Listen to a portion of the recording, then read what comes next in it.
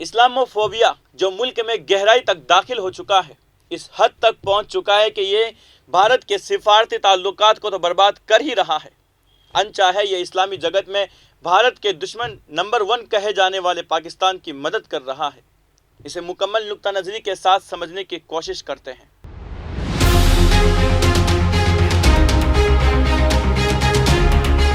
आदाब नाज़रीन, मैं हूं आपका मेज़बान अब्दुल वाजिद और आप देख रहे हैं तस्नीम टीवी।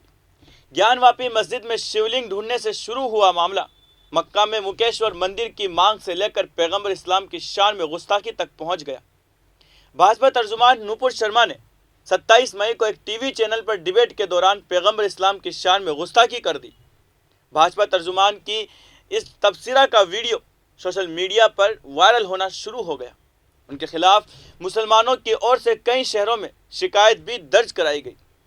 इसके 2 दिन बाद ही भाजपा के दिल्ली प्रदेश के मीडिया प्रभारी नवीन कुमार जिंदल ने भी पैगंबर इस्लाम पर अमर्यादित ट्वीट किया। नवीन कुमार ने पैगंबर इस्लाम को लेकर लगातार 2 दिन ट्वीट किए। मुसलमानों की ओर से विरोध दर्ज कराने के बावजूद नवीन कुमार जिंदल ने अपने ट्वीट नहीं हटाए। इसी को लेकर शुक्रवार 3 जून को उत्तर प्रदेश के कानपुर में विरोध प्रदर्शन हुआ। प्रदर्शन में हिंसा हो गई। हिंसा को लेकर कथित रूप से सिर्फ मुसलमानों की गिरफ्तारी पर भी प्रश्न उठ रहे हैं। कानपुर में हुई हिंसा के बाद यूपी के साबिक वज़ीर आला अखिलेश यादव ने ट्वीट किया, भाजपा प्रवक्ता नुपुर शर्मा द्वारा दिए गए भड़काऊ बयान से कानपुर में जो अशांति हुई है उसके लिए भाजपा नेता को गिरफ्तार किया जाए। लेकिन भाजपा नेतृत्व ने अपने नेताओं द्वारा की गई विवादित बयानबाजी पर कोई एक्शन नहीं लिया। 4 जून की शाम को ट्विटर पर स्टॉप इंसल्टिंग प्रोफेट मोहम्मद साहब ट्रेंड होना शुरू हो गया। देखते ही देखते अरबी जुबान में इल्ला रसूला लिल हय्य मोदी ट्रेंड होना शुरू हो गया, जिसमें ओमान के ग्रैंड मुफ्ती ने भी ट्वीट किया। उनसे पहले कुवैत के मानवाधिकार कार्यकर्ता और वकील मेजबल अल शरीका ने ट्वीट करते हुए लिखा कि भाजपा ने रेड लाइन क्रॉस कर दी है। ये लगातार हमारे प्यारे नबी सल्लल्लाहु अलैहि वसल्लम के अपमान की कोशिश कर रही है। अरब की ज़मीन पर रहने वाले हिंदुओं का नवीन जिंदल को खामोश समर्थन अरब की सड़कों पर गैर अनुमानित गुस्सा भर दिया है। ये पहले से तयशुदा मजम्मत के संगीन नताइज होंगे। मेजबल अल शरीका समेत दूसरे यूजर्स ने इल्ला रसूल लिल हय्य मोदी पर भड़काऊ बयान देने वाले हिंदुत्व के वीडियो भी पोस्ट किए। देखते ही देखते आम अरबियों ने अरबी जुबान में ट्विटर पर लिखना शुरू कर दिया कि भारतीय कामगारों को अरब की ज़मीन से निकालो, इन्हें काम से हटाइए और भारतीय प्रोडक्ट का बहिष्कार करना चाहिए। लाखों ट्वीट के अलावा कई वीडियो और फोटो सामने आए हैं जिसमें भारत के वज़ीर आज़म नरेंद्र मोदी के विरुद्ध अरब के आम लोगों का गुस्सा देखने को मिला है। पूरे 2 दिन तक अरब के कई देशों में वज़ीर आज़म नरेंद्र मोदी के खिलाफ ट्रेंडिंग चलती रही। आमतौर पर मुस्लिम विरोध की स्थापित राजनीति करने वाली भारतीय जनता पार्टी कब मुसलमानों से इस्लाम के विरोध में आ गई, इसका उसे खुद को अंदाज़ा नहीं रहा। डरे हुए भाजपा आलाकमान ने पैगंबर इस्लाम पर अपमानजनक टिप्पणी करने वाले अपने दोनों नेताओं में एक नुपुर शर्मा को निलंबित किया, जबकि नवीन जिंदल को पार्टी से निकाल दिया। इसके बाद जो हुआ उसने देश का सर शर्म से झुका दिया।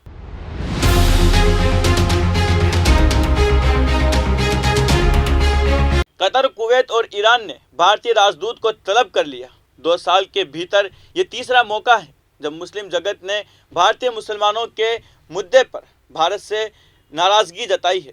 पहली बार मार्च 2020 में तबलीगी जमात को मीडिया चैनल्स और भाजपा द्वारा कोरोना जमात बनाने का खेल शुरू हुआ था। तब भी मुस्लिम देशों की आपत्ति के बाद नफरत का अभियान पर विराम लगा था।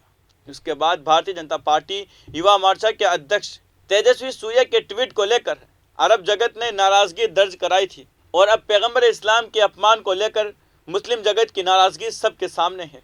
तीनों मामले में भाजपा को बैकफुट पर जाना पड़ा है।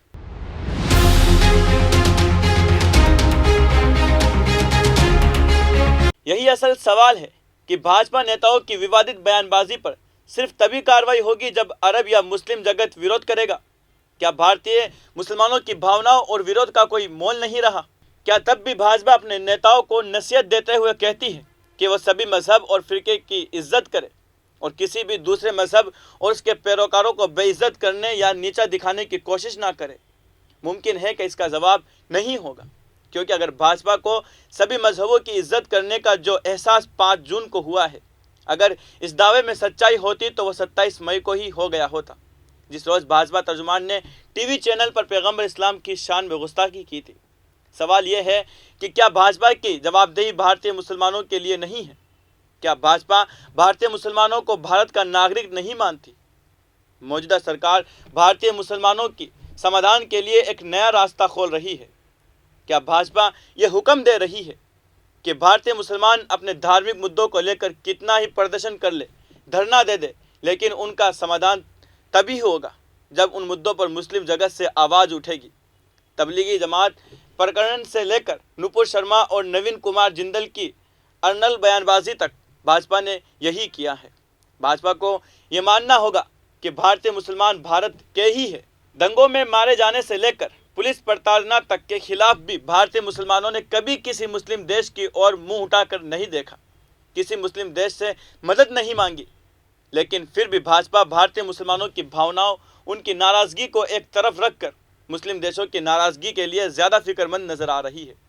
भारतीय जनता पार्टी राजनीति बखूबी जानती होगी, लेकिन देश के नागरिकों की भावना, मुद्दे, विरोध, चुनौती और आवश्यकता की भी काश उसे जानकारी होती।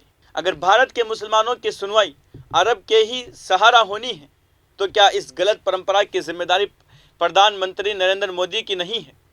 इसके अलावा भारत को जिन सिफारती नुकसान का सामना है, उसकी कुर्बानी क्या भाजपा के राजनीतिक लाभ के लिए भी दी जा सकती है?